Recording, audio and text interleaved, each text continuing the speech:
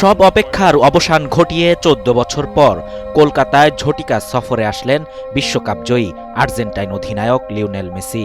শুক্রবার মধ্যরাত ৩টা ২৩ মিনিটে কলকাতার নেতাজি সুভাষচন্দ্র বসু আন্তর্জাতিক বিমানবন্দরে অবতরণ করে মেসিকে বহনকারী প্রাইভেট বিমান।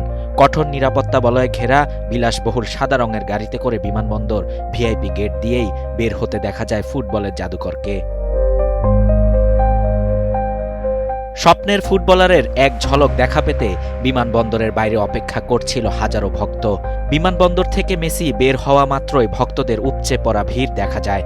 শনিবার সকালে ভার্চুয়ালি নিজের মূর্তি উন্মোচন করেন মেসি। এরপর যান যুব ভারতী ক্রীড়াঙ্গনে। সেখানে সাক্ষাৎ হয় বলিউড বাদশাহ শাহরুখ খান, ভারতীয় ক্রিকেট দলের সাবেক অধিনায়ক সৌরভ গাঙ্গুলি এবং পশ্চিমবঙ্গের মুখ্যমন্ত্রী মমতা ব্যানার্জির সঙ্গে।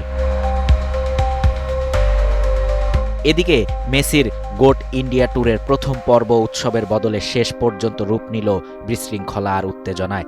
শনিবার সকালে যুব ভারতী ক্রীড়াঙ্গন চত্বরে মেসিকে এক ঝলক দেখার সুযোগ না পেয়ে দর্শকদের একাংশ ক্ষোভে ফেটে পড়ে। শুরু হয় বোতল ও চেয়ার ছোড়া, ভাঙচুর করা হয় স্টেডিয়ামের বিভিন্ন সম্পত্তি। পরিস্থিতি নিয়ন্ত্রণের বাইরে চলে গেলে শেষ পর্যন্ত নামানো হয় র্যাপিড অ্যাকশন ফোর্স। এদিকে এই ঘটনায় দুঃখ প্রকাশ করেছেন মুখ্যমন্ত্রী মমতা বন্দ্যোপাধ্যায়। সামাজিক মাধ্যমে মেসির কাছে ক্ষমা চেয়ে যুব ভারতীতে তাণ্ডবের ঘটনায় তদন্ত কমিটি গঠনের নির্দেশ দিয়েছেন তিনি।